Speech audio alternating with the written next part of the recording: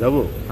Victoria শেষ পর্যন্ত division বেঞ্চে খারিজ হয়ে গেল নওশাদ সিদ্দিকীর আর্জি, এবং বলা হলো যে তিনি তো গত বছর পুলিশের হামলার অন্যতম অভিযুক্ত, মানে তিনি অন্য কেউ তিনি সভা করা এটা আলাদা, ফলে ওনাকে করতে দেওয়া হবে না। দেখুন, আমরাও গেছিলাম আদালতের কাছে, আদালত আমাদেরকে পারমিশন দিয়েছিল, তো আদালত পুরো বিষয় দেখে যে ডিসিশন নিচ্ছেন সেটাই হবে। আসলে ওইটা একটা প্রতিবাদের প্রতীক হয়ে গেছে, যেহেতু টিএমসি ওখানে সভা করে সবাই করতে চাইছে, ওটা তো সভা করার মতো জায়গা নয়। পুরো রাজপথকে বন্ধ করে দিয়ে একদিন, এটা কোনো সর্বদেশে হয় না, কিন্তু টিএমসি শুরু করেছে এটা, তো বাকি পার্টির অধিকার হয়ে যায় যে একজন যদি করে আমরা কেন করব না, সেজন্য করছেন। সভা করার তো জায়গা কোনো কম নেই, বড় মাঠ আছে, করা উচিত সবার ওখানে। 8খানা কলকাতার 8টা লোকেশন, তাতে ভিন্ন ভিন্ন সময়ে কিছু রেস্ট্রিকশন সহ শেষ পর্যন্ত রাম পুজো বা অযোধ্যায় রাম মন্দিরের যে লাইভ ডিসপ্লে বড় স্ক্রিনে, এগুলো সবকটাই দেখানোর পারমিশন হাইকোর্ট দিয়ে দিল, একটা বাদে। কত দুর্ভাগ্যের বিষয়, সারা দুনিয়া জুড়ে উৎসব হচ্ছে একটা, তাতে লোকে অংশগ্রহণ করছে, সেটা লোক দেখবে। ফুটবল বিশ্বকাপ হলে আমরা, ক্রিকেট বিশ্বকাপে সব জায়গায় এলইডি লাগানো হয়, লোকে দেখে, এটাও তো একটা উৎসব সেই হিসাবে। তো তার জন্য কোর্টে যেতে হচ্ছে, কোর্টের পারমিশন নিতে হচ্ছে, রেস্ট্রিকশন করা হচ্ছে কেন? তো এটাই চিন্তার বিষয় যে পশ্চিমবাংলায় কী গণতন্ত্র আছে, উনি আবার সংহতির মিছিল করবেন, সেখানে সমস্যা হবে না? সংহতির মিছিলে কাদের নিয়ে করবেন? যারা সবসময় উৎপাত করে, দাঙ্গা বাঁধায়, যারা লুটপাট করে, যারা সিএর সময় আগুন জ্বালিয়েছে, ট্রেন বাস জ্বালিয়েছে, তো সেটা হতে পারে। আর এলইডি লাগাতে গেলেই সমস্যা হবে, লোক যদি দাঁড়িয়ে দেখে। দাদা, হামলার 15 দিন পর পুলিশে খোঁজ না পেলে সন্দেশখালী বর্তমান অভিযুক্ত তৃণমূল নেতা হরিশ বলে ইউপি আনন্দ বাইক যাওয়ার প্রশাসন কাজ করবে, তাই টাকা দিয়ে দিই বোম নামিয়ে। বুঝতে পারলাম না কি বললে তুমি, ব্যাপারটা বলো না। হামলার 15 দিন পর পুলিশে খোঁজ না পেলে এলাকায় মোদ্দা কথা যে শাহজাহান শেখকে কেউ দেখুন, শাহজাহান শেখ আপনি যদি খুঁজতে না চান খুঁজে পাবেন না।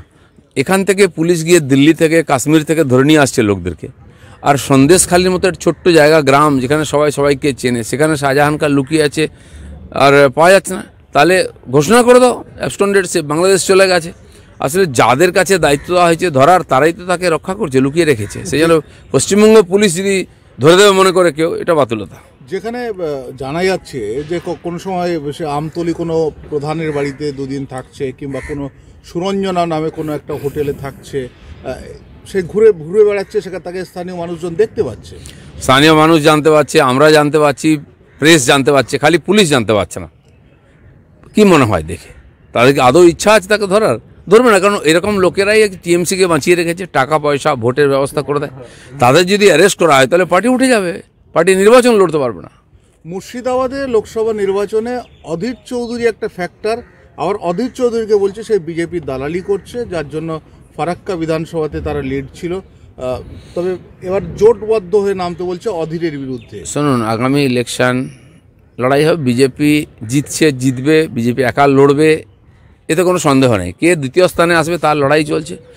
আমাদের কোনো দালালও দরকার নেই, কেউ কাউকে স্ট্যাম্প দিতে পারে, বিজেপির কিছু যায় আসে না। বিজেপি কোনো দালাল পোষে না, দালালি করে না। আমরা আমাদের সংগঠন, আমাদের নেতা, আমাদের কার্যপদ্ধতি, আমাদের আদর্শ নিয়ে লড়াই করছি, মানুষ আমাদের আশীর্বাদ করেছে। হাইকোর্টের অনুমতি নেওয়া সত্ত্বেও কালকে যখন সংগ্রামী যৌথ মঞ্চের 3 জায়গা থেকে মিছিল এলো, তখন দেখা গেল হাওড়ার যে মিছিলটা, এটাকে ইন্টেনশনালি রুট ঘুরিয়ে দেওয়ার চেষ্টা হলো, অথচ এই সবটাই কোর্টের পারমিশন নিয়েই করা হয়েছে।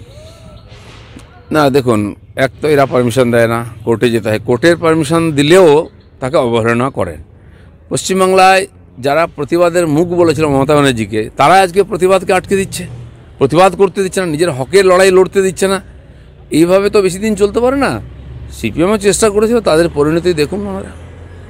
বিজেপি রাজ্যের উত্তর অংশটা, উত্তরবঙ্গটা অনেকটা সক্রিয়, কিন্তু দক্ষিণবঙ্গে দেখা যাচ্ছে বিজেপির সেরকম কোনো একটা প্রভাব পড়ছে না। উত্তর বাংলায় হিংসা কম, ঝামেলা কম, লোক শান্তিপ্রিয়, ওরা প্রথম থেকেই বিজেপির সঙ্গে আছেন। হামেশা ওখানে ভোটের পার্সেন্টেজ বেশি, কারণ তারা জানেন এইসব সরকার দ্বারা হবে না, বিজেপি উন্নয়ন করবে, তারা বঞ্চিত। দক্ষিণ বাংলায় বিশেষ করে কলকাতা এবং আশপাশে যে অত্যাচার, যে পুলিশি অত্যাচার, যে গুন্ডামি, যে লুট, এর দ্বারা মানুষ ভয় আছে। তবু আমি বলবো, আজকে আরামবাগে সভা আছে, আমাদের রাজ্য সভাপতি যাচ্ছেন, আমি যাচ্ছি, আসুন ওখানে দেখে নেবেন কীরকম ভিড় হয়, বিজেপি আছে কিনা, লোক বিজেপির সঙ্গে আছে কিনা। ধন্যবাদ। দাদা, অযোধ্যায় বিপুল সারা, ট্রেনে একদম তিল ধারণের জায়গা নেই, তো এখান থেকে কি ব্যবস্থা? দেখুন, আপনারা জানেন সারা দেশের লোক অযোধ্যায় ভগবানকে দর্শন করতে যেতে চান। চলো চালু কর, চালু কর। সারা দেশ থেকে কোটি কোটি মানুষ অযোধ্যায় ভগবানের দর্শনের জন্য যেতে চান, মন্দির দর্শনের জন্য যেতে চান। তো ওখানে যারা আয়োজক তারা ঠিক করেছেন সবাই যদি একসঙ্গে যায় তাহলে ছোট্ট শহর অযোধ্যায় ব্যবস্থায় গণ্ডগোল হয়ে যাবে, দুর্ঘটনা ঘটবে। তাই তারা বিভিন্ন রাজ্যকে সময় আলাদা আলাদা দিয়েছেন। 22 তারিখের পরে সাধারণ মানুষ যাতে দর্শন করতে পারেন। কেন্দ্র সরকারও সহযোগিতা করছে। বিভিন্ন রাজ্য থেকে একাধিক ট্রেন, শত শত আস্থা স্পেশাল ট্রেন চলবে অযোধ্যার উদ্দেশ্যে। তার মধ্যে 29 তারিখ থেকে আমাদের পশ্চিমবাংলা থেকে আর হাওড়া থেকে ট্রেন শুরু হবে। 29 তারিখ প্রথম ট্রেন যাবে। 5টা ট্রেন আপাতত যাবে 5 দিন। আর সেই যারা যেতে চান তারা 1600 টাকার টিকিট কাটবেন, আগে জমা দেবেন, বাকি রেল পাস ইত্যাদি দেবে। ট্রেনে ওঠার পরে বাড়ি ফেরা পর্যন্ত সব দায়িত্ব নেবেন ওনারা। ওখানে ভলেন্টিয়ার থাকবে, বাংলাভাষী, খাওয়া থাকা যাতায়াত সব ব্যবস্থা হবে। তো সারা ভারতবর্ষকে 4টে জোনে ভাগ করে আলাদা আলাদা পরিচয়পত্র দেওয়া হবে রঙের, এবং সব জায়গা থেকে ট্রেন চালু হবে। আরও ব্যাপক আপনারা জানতে পারবেন, প্রেসকেও জানানো হবে। তো সমস্ত রামভক্ত জনতা যাতে অযোধ্যায় দর্শন করতে পারে তার জন্য সরকারের তরফ থেকে ব্যবস্থা হয়েছে। দাদা, গতকাল মমতা বন্দ্যোপাধ্যায় বৈঠক করেছেন, বৈঠকে বলেছেন 42টা চাই পশ্চিমবাংলায় লোকসভা। কোনো জোটে নেই। গতবারে উনি 42টা চেয়েছিলেন 19 সালে, কিন্তু কি হলো 42 ছাড়ুন, তার 12টা সিট আমরা নিয়ে নিয়েছিলাম। আর একটা ধাক্কা খেলে আর 12টা গেলেই দিদিমণি এক চুপ হয়ে যাবেন, আর দিল্লির কথা বলবেন না, 42-এর কথা বলবেন না। পার্টি বাঁচিয়ে রাখুন, নেতাদের বাঁচিয়ে রাখুন।